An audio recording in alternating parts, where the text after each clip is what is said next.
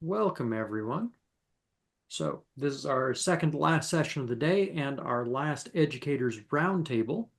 I do have just a couple of slides to get us going because I want this to be as open of a discussion as we can get to start.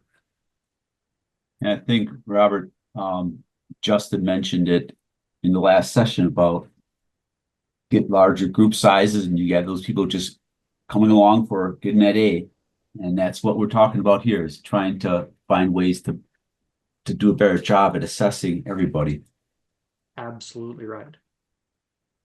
So, everyone, my name is Robert Nirenberg. I've spoken just a little bit during this workshop, but I'm one of the co-PIs here for the Best Center and the founder of and principal of Edu Controls. This session is specifically about student engagement and assessment in lab activities. Um, so let's get into it. And first off, we need to define what we mean by lab activities. Um, Specific examples, it could be troubleshooting a furnace.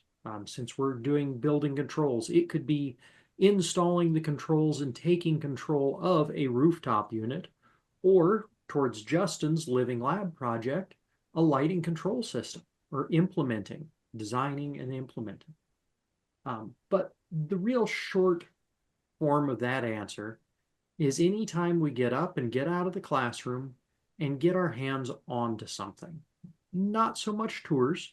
Those are pretty passive learning activities for the most part, but we're looking for active hands-on engagement. So anytime we're in the lab, we could have a variety of different formats. And when I say when we're in the lab, that it could be a formalized lab environment, or it could be a living lab, or it could just be an impromptu lab activity you've set up in the classroom. All of those are perfectly valid options. But for a lot of our formalized lab work, especially for like our HVAC educators and our electrical educators out there, you have a standard lab setup.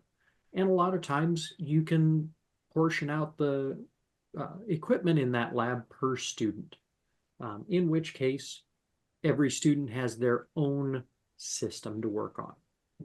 Other times we have to pair up students just due to a lack of available supervision or a lack of equipment.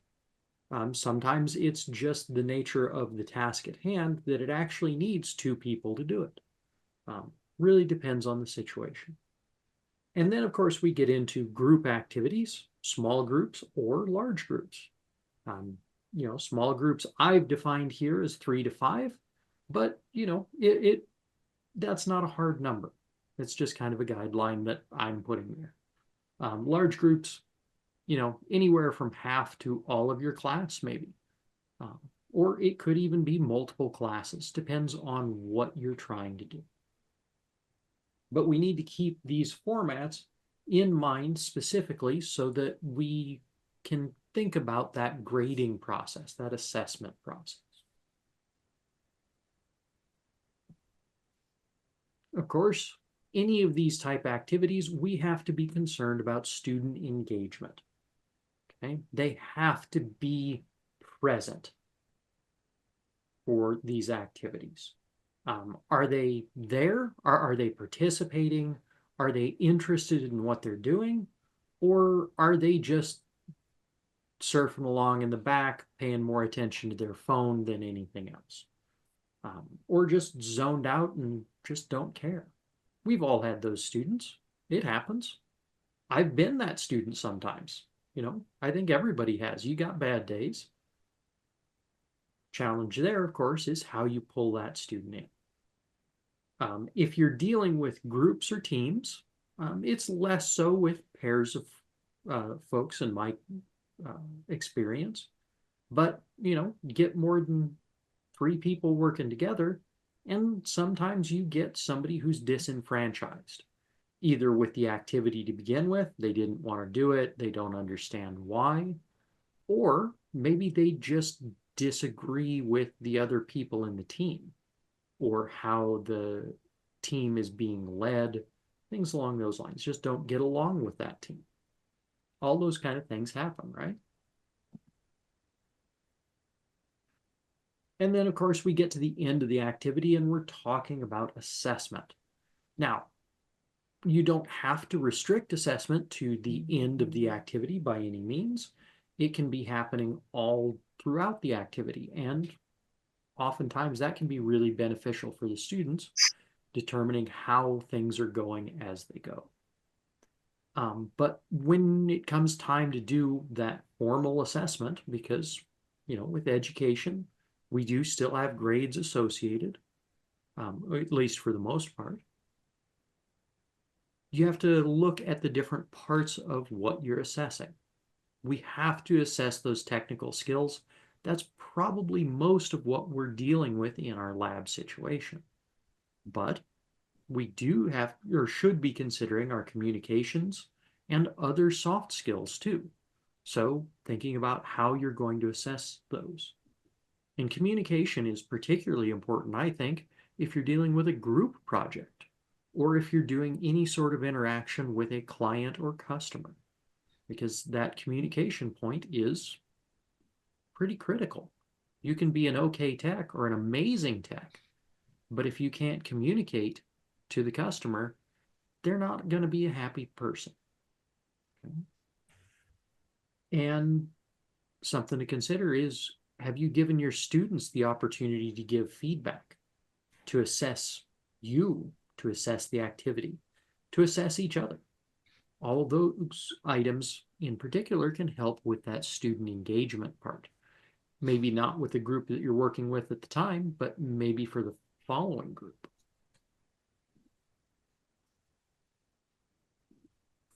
Okay. So those are the major topics that I wanted to, definitions that I wanted us to work within. So let's start off. Who all in the group does lab activities, or has done lab activities in the past, or plans to do lab activities in the future?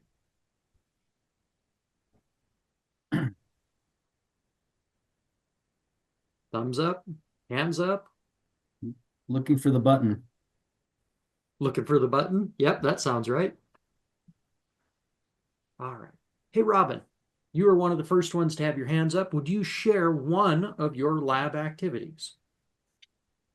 Well, actually, Justin may be familiar with this because he taught it to me, but we would work on some of the trainers that we got from base labs and take the and get the students just to wire up an actuator and a sensor.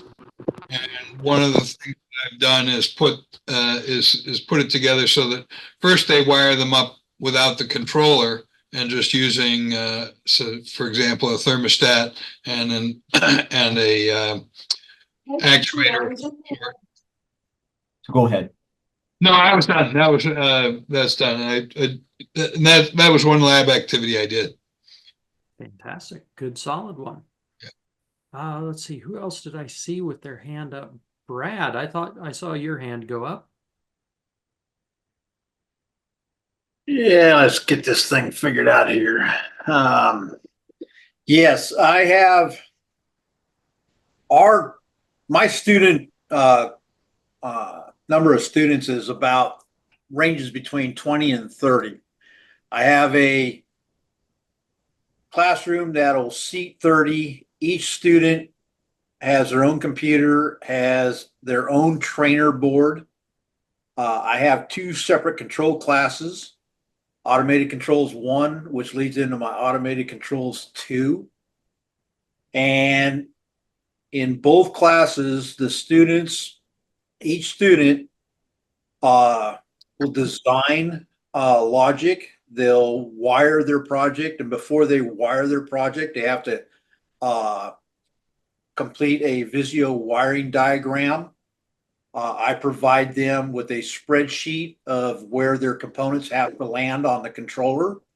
They get to create the Visio diagram, And then during the lab sessions, they have to wire their projects off of their Visio wiring diagram.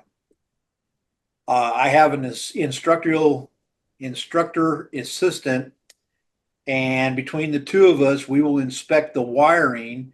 And all we're looking for is that when they power this thing up, that they're not going to hurt themselves or destroy any components on their board. I will make notes if I see something that jumps out that won't work. And a lot of times there are items that do not work once we create the logic. And that provides a diagnostic session. At the end of each lab, I have a Q&A, just kind of a summary of what we did during our lab.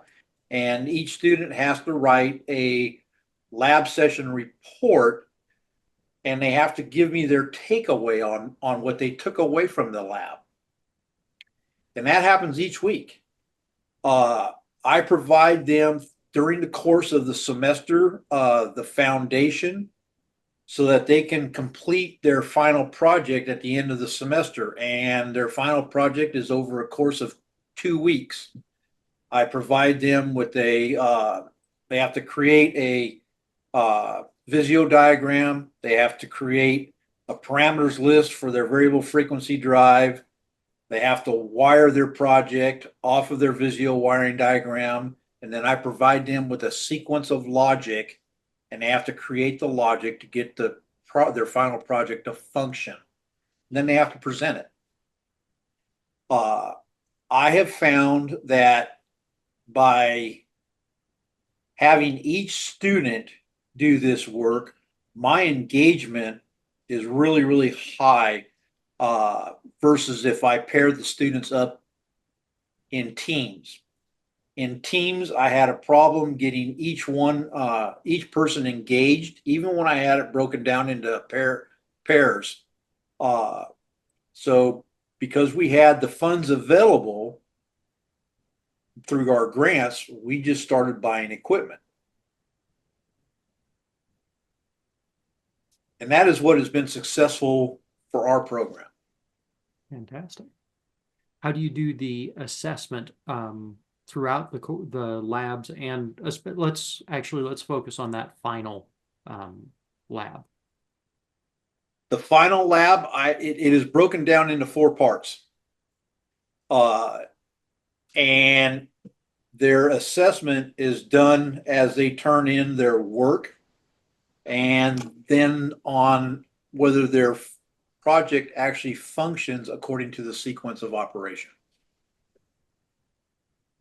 Fair enough. Do they get a separate grade for the wiring diagram or anything like Yes, that? they get a separate grade. Well, let's see. They get a separate grade for their variable frequency drive parameter list. They get a separate grade for their Visio wiring diagram. They get a separate grade for wiring, and then the logic, the functionality. Fantastic. And then obviously you did previously have a friction point with engagement, but you worked through that, and the answer or your solution to it was breaking them up so it was one project per student. Yes. That's fantastic. Yes. Awesome. And I'm actually going to jump back. I do see your hand, Rob, and we'll get you here in just a second. But I want to jump back to Robin because I let him talk about his lab, but then I forgot to ask about engagement and assessment. So Robin, how well received was this activity for your students? They liked this. They liked the activity. They were well engaged, and I checked their wiring as well. And sometimes I was better than them at checking it, and sometimes I wasn't, but we did get through it. The assessment piece I am not so good at, and I think that's one of the reasons. One of the things I think we need to do. But I think a lot of the assessments that we do they require specific answers. They require sort of a yes or no, a right or wrong answer. And I think the assessment that I'd like to do on those kinds of things, I'd like to assess them on their ability to wire well. I did tug on all of their connections, make sure their connections were good. But I didn't do any formal assessment on that.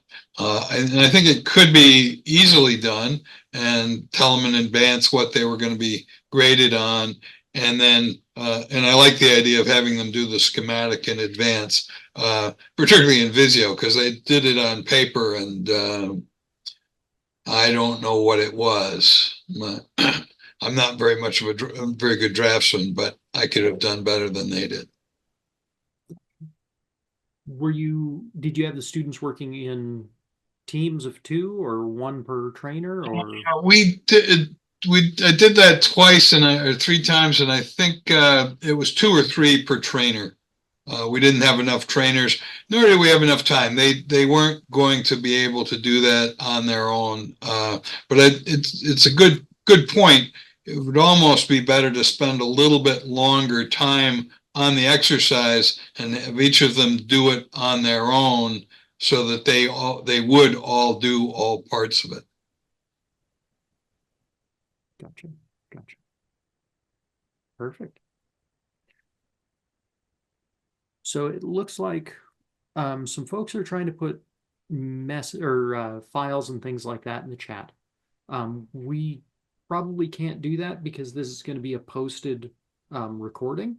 Yeah. So unless you want to completely share those openly, but that's entirely your decision. Well, the only other idea I had was to share my screen, but I don't want to take over the presenter role. But I was going to email them to Ted real quick, and maybe he could put them up. I was just going to show a picture of our diagnostic cabin, what I call the carbon cabin that our students use for energy auditor practice and blower door practice and all that stuff. Gotcha. But I didn't know if it was relevant or we had time, but I can put them up there anyway. So yeah, if you'd go ahead and if you're willing, Ted. yeah, I'll get it. I'll put it up there. Perfect. Thank you, Jeff. Once Ted has those, we'll get to you so you can talk about yours. Rob McNabb had his hand up impatiently, I might add. I could see him stroking his beard. Oh, I just do that just because. I had almost a perfect semester. This was the first real big semester where I had a control setup. And I had 6 students. Normally I have about 20 students start a cohort, and then they thin out. The herd thins out because they go different directions. Some of them go towards residential courses. Some of them take commercial courses. And it just so happened that this last fall, the class was that had commercial AC controls was about 6 students. And I had 6 cabinets. And things were on order and things were coming in. And it was bizarre. The class was on Monday, Tuesday, and Wednesday in the afternoon. And the students would come in and would be talking about something, and then a delivery truck would come and have their stuff, and they'd unload it from the truck and then start installing it in the panels and on the trainer. And an example of that, our wire tray that we put our network cabling in arrived on the truck. They unloaded it from the truck and then installed it right off the truck. And the way that it progressed was they started with installing the controllers into the panel, wiring up the power, and then placing power to the controls and make sure that the lights came on in sequence and that they started up. But there was no interface because we didn't have our interface equipment in yet. And then the next lab session, they had the interface equipment, and then they built their Cat5 cables, ran them, tested them, plugged them in, make sure that the communication lights were working. And then after that, we had IT set up the network. And then after IT got it talking to each other, they were able to install their inputs and outputs and then talk to their controls for the first time. It was wireless, so they'd open up a laptop, I'd give them the IP address, and they'd log in and see and then they would set up their analog input, their universal input as analog input thermistor. And by the end of the semester, they had a simple control loop where it would turn on the heat when it got when the set point when it was below the set below the heating set point, and it would turn on the cooling when it was above the cooling set point. They had two separate networks that they ran. They had a MSTP network that they ran, and they had a Ethernet network that they ran, and they were able to discover objects on both and get a basic set of logic. The only thing I didn't get to was analog outputs, because we had not gotten to the point where our systems that we were using for our airflow were not hooked up yet. And so that's where we ran into a stopping point. And they mainly went by the equipment manuals to set up the equipment. And I had them use a basic air conditioner schematic with electric heat to set up, but they substituted electric lights for the heating coils, and they used relays as their discrete outputs, and it went really smooth, kind of nightmare smooth. And it was one of the first times I've ever had a group of students set everything up, and then it starts up. And it was a very exciting day when they built their software, and then they loaded it onto their thing, and then their lights started working the way they were supposed to. And each student got to do that in turn with their own panel, and that was very exciting. So I think they really enjoyed that. They got a lot out of that. But that was our first big implementation, was just this last fall. Fantastic. That's awesome. And it's a great thing. A lot of times we, or at least I, tend to think of labs in a single discrete session. But they don't have to be by any means. We can, as Brad pointed out, as Rob has done, they can take as long as they need to take. And let's face it, a lot of times our limiting factor with the students is time. So when we can spread it out across multiple sessions, that's fantastic. Rob, it sounded like you had good student engagement throughout the activity. How did you do the assessment at the end? Was it just based off of whether the system worked as intended, or? Assessments happened as we progressed. So an example, like a student had his own panel, and he wire up the inputs and outputs. And then I'd inspect his panel, and his panel was, maybe his terminations weren't neat enough or whatnot, and then I'd have them redo it. And that was kind of a repetitive process. And when they ran their Cat 5, each cable was tested, they were inspected, and you'd look right off the bat, you don't have your conductors all the way to the end of the connector. You have to redo this termination. And so they'd redo it. And then the final is if they plug it in, and they ping their unit, and they come back with responses. And then, oh, well, now your Ethernet is set up. And then we used the BACnet Discovery tool to test their MSTP network, which I used Contemporary Controls BACnet thermostats that were daisy chained. And then we used the controllers for the VAVs were also daisy chained. And so they had two separate RS-232 networks that they were able to set up as sub networks to the Ethernet network. Everything was accessed wirelessly once they got the wireless router going. Nice. Very nice. I really appreciate that you're giving the students feedback as they go, as they step through one step, evaluating it, giving them feedback. I personally, when I first started teaching, had a problem where I would run a larger project until the end of the project. And then when things didn't work, I did make the students fix them, of course, but it was definitely a more onerous task because they weren't sure where their problems were necessarily. So, fantastic. Do you have Jeff's files there, Ted? It's not letting me load them, so I'm just going to go ahead and put them up on the screen. I'll share a screen. Yeah, or I can share screen too. It doesn't matter. If you want to share it, if you're ready to go with it, go ahead. Yeah. So let me know if you can see that. So this is a view from the entrance of our training center at Energy Smart Academy, but that is what they call the diagnostic cabin. I've nicknamed it the carbon cabin. But has everyone got a view of that? Yes, we Yes. do. Yeah, so that's just one angle. I just scrambled to grab that from a folder. Actually, it's in one of our brochures, but so you can see actually the blower door is set up in this case, and students are actually actively doing some kind of training in there. But that is a miniature home, literally in our training center, and it's got a furnace and a water heater and a wall-mounted miniature dryer unit that's all like vented outside, power vented outside, and so this actually cabin has a tablet app-based control system. There's actually a student attending this session right now that's been there. I saw something in the chat, but so we can manipulate all kinds of things.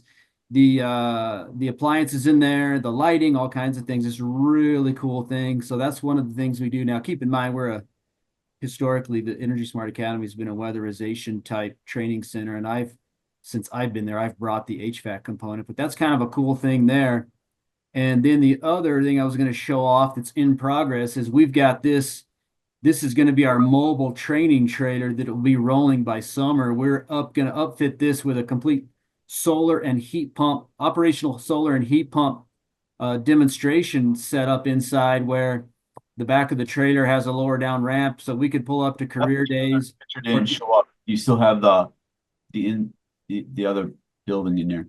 Oh, that's weird because I'm looking at it. Oh, so let me stop share, go back to the other photo and see if that works. Yeah, that's really wild. Share screen. Oh, there you go. My bad. The joys of Zoom, right? You see that now? Yes, we can. Yeah. So anyway, we're in the progress of upfitting the interior of this trailer. It's got the awning, step up through door. And so the interior of this would be basically a walkthrough presentation / small group training thing that's going to have complete solar and ducted cold climate heat pump equipment in there. So I could roll, it's got an onboard generator. I can roll up to any facility and do small group trainings on solar and heat pump statewide. So we're really excited about this. Like I said, it's the interior is not updated yet, but that's actually got a meeting Tuesday about how we're going to do that. So kind of a cool thing that we've got. We've got a F-350 dually truck that pulls it, and going to really be a cool thing for mobile training statewide. You keep in mind, New Mexico, we are spread out, low demographic population density, and so to ask a group of 4 students or 4 people in a weatherization agency to come 4-hour drive for training may or may not be feasible. And so for us to go to them kind of makes a lot of sense for a wide open Southwest state, you know. Fantastic. Anyway, I'll stop sharing. So are the students the ones that are doing the upfitting of that trailer for you, or? That hasn't been determined yet. We're still in talks and strategy of how we're gonna take care of that in the inside and how it's gonna look. Ultimately, we want, wherever we roll up to, whether it's a career day or a training, we want the equipment inside to be able to be interfaced with the student, so they can look at the solar and have some kind of interface mod on the wall, and also mess with the heat pump. Turn it on and off, change some parameters, change the balance points, that kind of thing. And so that's kind of where we're at now in the planning stages. Fantastic. We'd love to see how it turns out. Yeah. Keep us posted, please. It looks like a wonderful tool, especially for like recruiting. Yeah. Oh yeah. Yeah, we're pretty excited. That's awesome. So we've heard from a couple of people now. We've had some really great lab examples, some thought out assessments, some challenges with student engagement that were figured out how to overcome, and the miracles of timing that occasionally do happen.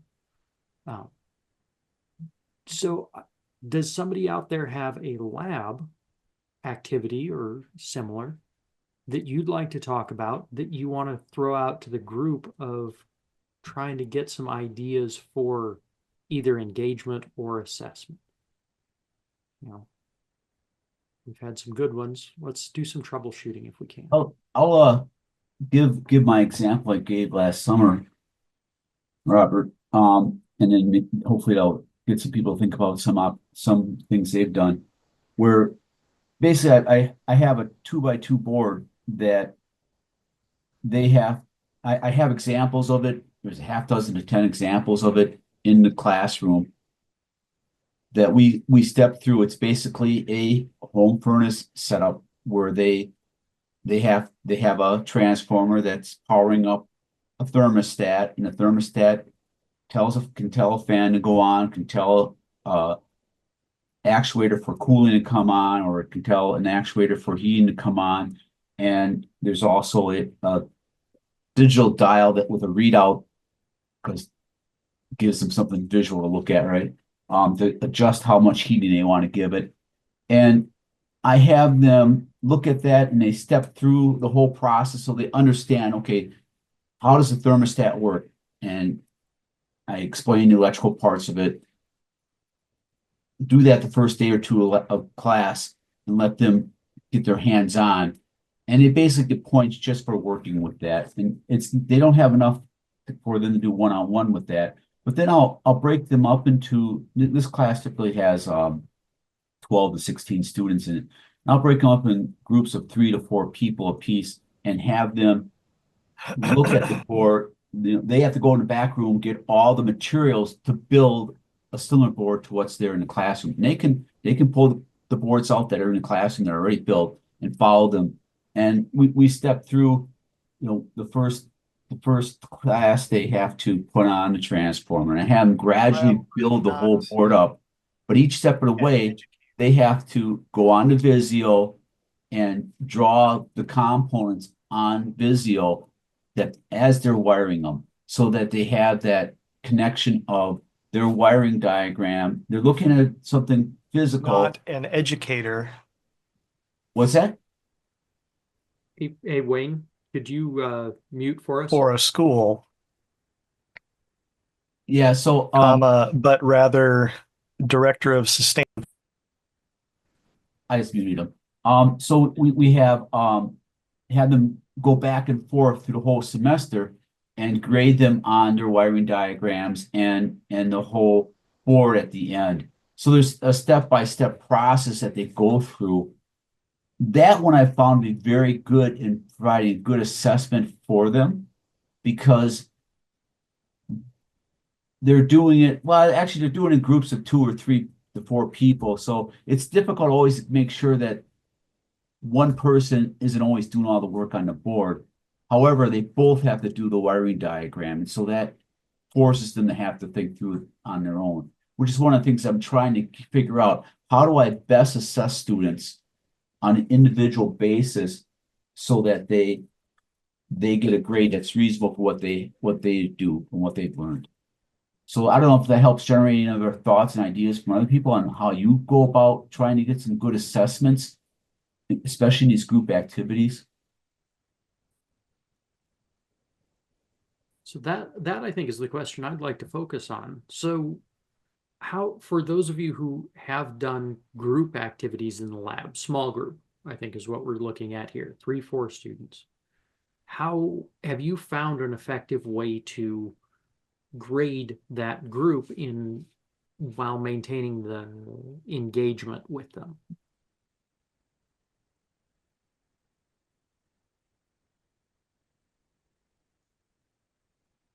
I know, oh, Steve, go for it. Thanks, Robert. Context can be a little different for us, but we do quarter-long projects that have both technical and professional components in them. We're a bachelor's program that's focused on sustainability and building science. And what we found the same challenges, right? Sometimes somebody will be busy or potentially skate through, others put in additional work.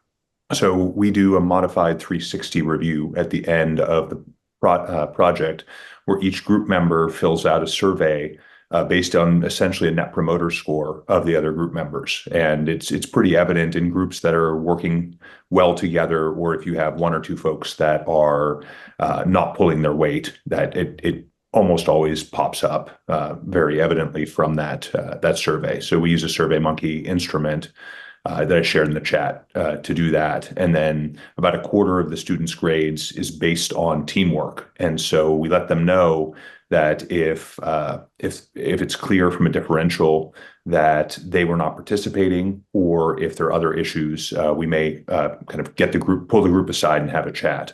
And we've had to do that, I would say about 10% of the time we've had an issue, but folks can receive a much lower grade in the overall assessment if their group members indicate that they were not participating or pulling their weight through the group. And we found that a really effective means to kind of encourage engagement and limit one or two folks kind of not playing and giving everybody else the significant burden of the work. Have you found, when I've done that in the past, I've found that what ends up happening, the students, they don't want to degrade anybody, so they just basically give everybody good scores on that. But maybe my experience is a little bit different than what you have come across. I mean, I would say that's kind of the norm, but I think, like I said, about 10% of the time we've had one group member that's actively causing conflict or just not present and doesn't show up, and that it's just really evident when that happens, right? You have a 5-person group and there's 4 folks that are putting somebody in a 2 or a 3. They may not put them as a 1. And that's where you'll often jump in and intervene. Other times, yeah, everybody kind of is reticent to kind of throw somebody under the bus. And I think that's the nature of teamwork. So we kind of say, hey, that's how it rolls in a team. And the whole group gets the same grade unless there is an evident issue. So we really encourage everybody to be part of a team unless they kind of try to self-police and somebody just isn't playing nicely. Yeah, okay. Fantastic. So a very similar question, but I'm going to ask if anybody has, besides, gaining more equipment, found a good strategy or has a specific example of when they were able to increase the student engagement in a lab project.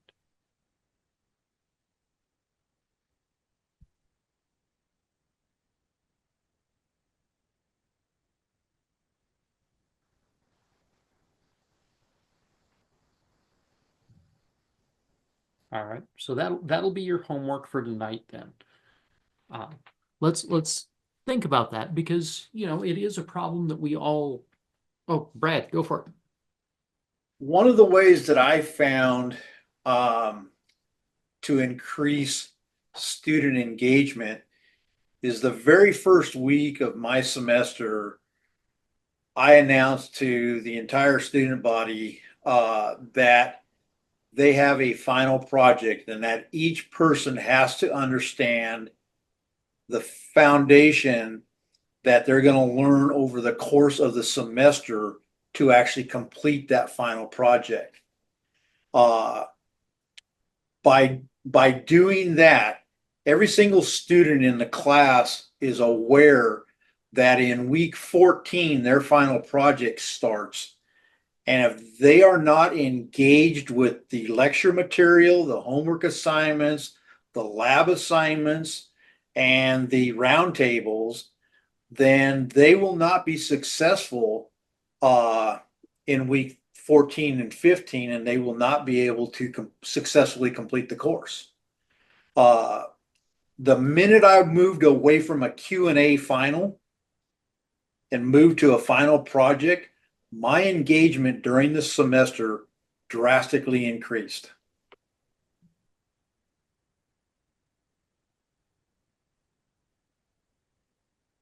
Fantastic. Sorry, I'm just trying to deal with something in the chat here real quick. That's great. So how about feedback from your students? Does anybody, besides the general feeling from the students throughout the project and at the end of the project, gather feedback specifically from the students? Like give them an opportunity to do a survey, or during group projects, like Steve mentioned, giving that feedback on their teammates throughout. Robin. Yeah, almost every week, I spend a little bit of time asking them how things are going. I think it's time well worth spent. It's helped me develop my teaching. I never took any education classes. I just was born with a gift of gab, and sometimes that gift works and sometimes it doesn't. So I try to, I try to keep in touch with them. I have small cohorts, usually 6 to 12. So it's not that hard to kind of keep an idea. Plus, at the end of the semester, I do give them a survey. What worked, what didn't work, what's missing, what could I do differently? They don't always fill it out, unfortunately. We used to require it for them to fill it out before they could get their grades, but I'm sort of glad they didn't do that because they didn't fill it out very honestly when they had to do it. Yeah. Interesting. All right. Anybody else? I'm gonna get to your comment here in the chat here in a minute, Wayne. Oh, Ted's addressing it. Never mind. Thank you, Ted. I only addressed part of it, the bottom part of it.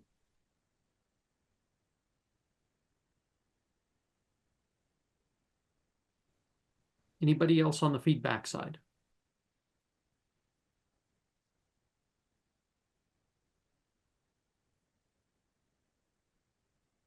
Fair enough.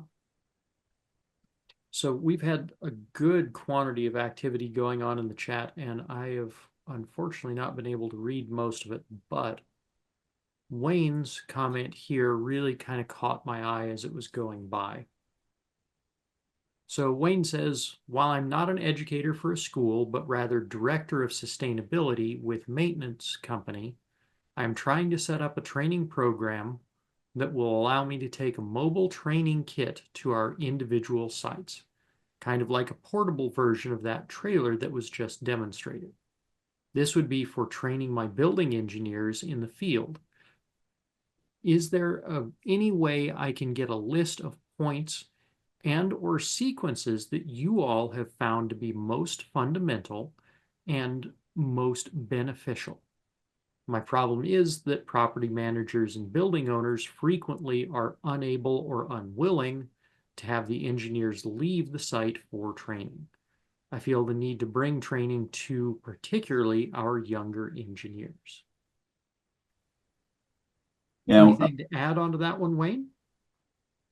No, I just wanted to open up my mic just in case there was a question. Yeah, that's and sorry about a couple of the typos that were in there. I'm finding that our engineers really want to get some training. They really desire the training, but they're not allowed to break away. A lot of classes are during the week. There's not, or some of them are even working 2 jobs. And so to get them some of the high performance building training, the energy conservation training, it's difficult to be able to find something that meets with their schedules, their needs, and is either affordable or approvable by the company. A lot of times the clients just don't want to pay for training. So I'm trying to do something built in to, my job task where because I'm overhead, which means it's another term for free. It's just a longer word for free, right? So go out to the sites, and I can actually perform the training with them and talk to them, and it'd be nice to have something that's demonstrable in front of them rather than me just trying to go through it. I think it's a fantastic goal. You definitely have some challenges there because some of what we deal with is portable and some isn't. But I'm going to drop back specifically to that portion of it, asking for, is there a list of points and or sequences? That'd be great. So what do you mean when you say points or sequences? Because it may mean something different to other folks. So, while while helping develop some educational programs as an industry person, giving my input to educational programs from an industry standpoint, um, from an educator standpoint, you know what the 101 class should be. You know what the 201 class should be and the 301. You know that more than I do. I see the whole picture. Well, you got to know all this. But what would be, in starting out, is it going to be that I picture myself having one of those uh, sparklets types of carts that where you pull them halfway out and the wheel pops down so that you can take it out of your car easily enough.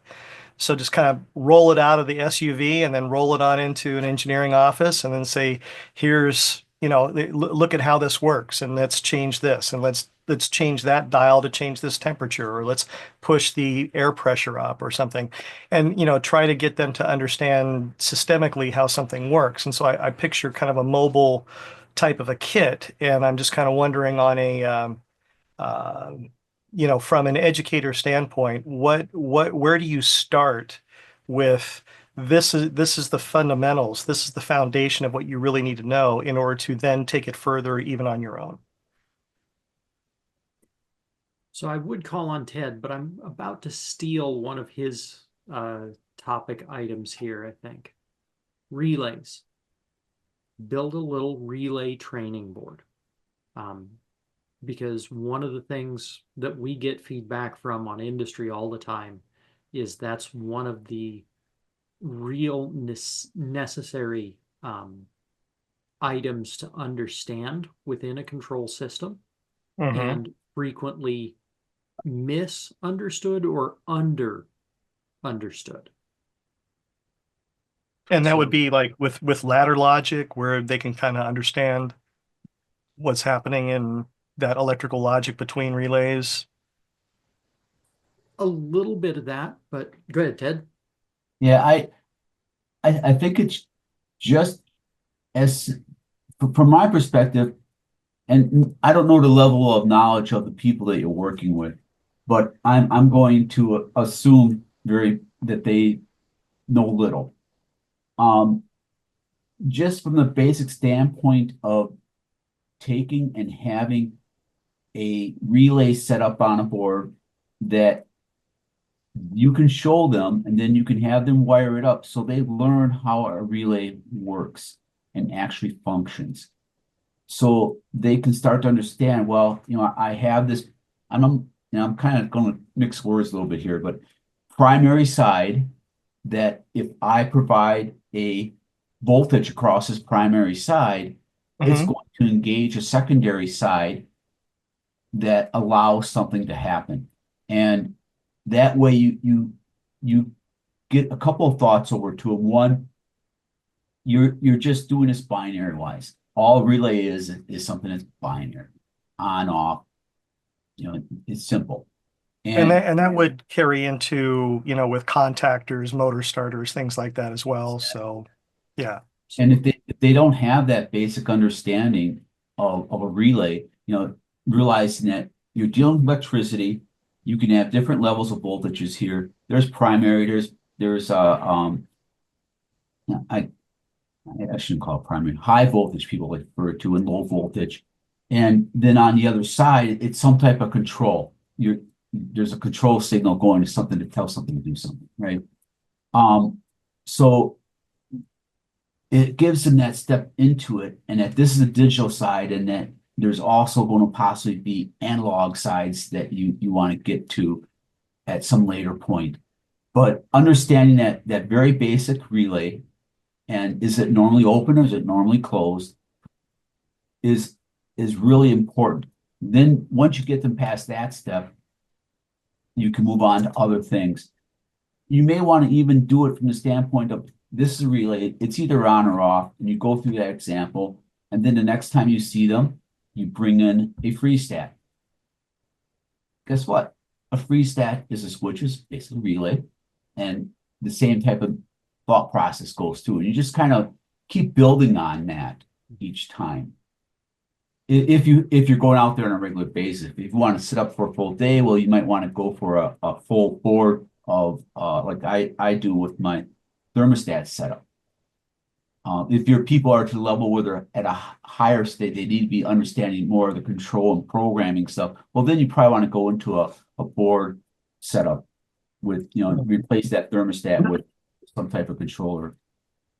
Which is So, kind of sounds kind of like we were talking a little bit about that at the workshop this summer, right? yeah, absolutely. So Brian Tagg in the chat has a suggestion for you, Wayne. There's a bloke by the name of Craig. I can never pronounce his last name, but AC Service Tech on YouTube. He also has a website that he has a lot of educational materials developed from. The Excellent. college I used to work for actually adopted several of his textbooks as our teaching textbooks. Oh, But that's he fantastic. has a trainer up the Right. online that Brian suggests taking a look at for Okay. inspiration. Looked them up right Another now. potential option. I don't know if they still have it on their site or not, or if they even still do it in the classroom, but to build more towards that ladder logic standpoint you were talking about is Georgia Piedmont Tech used to put their BAS students through building a binary adder circuit. So just literally a circuit designed to do basic math using relays, converting to binary numbers, which I'm not sure how particularly useful it is at this juncture in time, but it is a good complex relay exercise if you want to focus that hard on relays. Okay. Just looked that up there too. All right. Thanks. I appreciate it. Yeah, it's our engineers run from, out of high school, no college, all the way up to, degreed individuals, chief engineers, been around and, for the business 25 plus years, running millions of square feet, multiple employees. So we run all through the whole gambit of types of employees, but a lot of the older guys need to learn a little bit more about automation, and a lot of the younger guys need to know more about the fundamentals of the system. Mm-hmm. Another good one that I would suggest is air separation. If you deal with any hydronic systems, Mm-hmm. that's something that, again, to your point, the folks who have been in the field understand the importance, but the young folks may not. Mm-hmm. There's a company by the name of Spirotherm. I know them. If you can get them to show up and do a demo of their stuff, they have a little demonstration board that fits in a little suitcase that really illustrates the topic very well. Perfect. I appreciate the help. I don't want to capitalize on too much time, but great information. I'm a huge proponent of education and learning, so it's just one of those things that I like to support. And in my current role, I'm trying to roll out some of these topics, on the industry side of things rather than on the the classroom side of things. So it's great to get the help. I appreciate everybody's input. All right. So we have just about 3 minutes left, 2.5, for closing thoughts. So Brian, you get the first closing thought. Hey, Robert, how you doing? Hey, it's Craig Magliocco. Yeah, it is a tough name. A lot of alphabets in there. So I just posted that link to Craig's piece on that board. It's a phenomenal board, and it's great food for thought. Thanks very much. Awesome. Thank you for posting that link, Brian, and Yes, suggesting it. Yes, sir. Rob. Everybody likes that link. If anything, the simplest of things, having them able to figure out how to wire in a temperature probe and then set up a control sequence where they can turn a light on at a certain temperature and the light will go off at another temperature, and have them put that in unaided and watch it work, that pays dividends. They really respond very, very well to that. That's a good idea. And I would- like that. Thank you. And I guess, it could be any kind of a probe, really, whether it be, temperature or light. I mean, cause and effect. It kind of translates into everything else we do, right? Yep. Absolutely. If you do go with temperature, I would also encourage you to teach them how to test the temperature sensor for calibration purposes. Thank you. Folks, There's an awful lot of calibration from the building engineer side. there really is, and so much of it gets neglected, unfortunately, in many Mhm. situations. We still have tons of pneumatics out there. All right. We're just about out, or we are out of time. Ted, any last words? If you have any other ideas, bring them to us. Please. All right, folks. All right. Fantastic. Thank you, everyone, for your Thank you, time and everybody. your participation. Awesome discussion.